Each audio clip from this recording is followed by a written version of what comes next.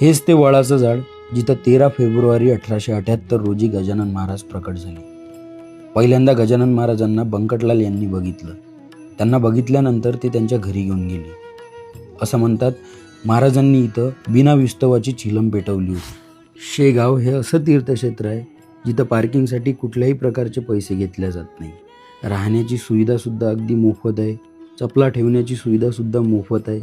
आपण मेल्यानंतर स्वर्ग बघणार आहोत की नाही माहीत नाही, पण जिवंतपणी जर एकदा स्वर्ग बघायचा असेल तर त्यांनी शेगावला नक्की भेट द्यावी आणि गजानन महाराजांचे दर्शन घ्यावे. एकेकाळी गजानन महाराजांनी उष्ट्या पातळावर जेवण केलं होतं असं लिहिलेलं आहे.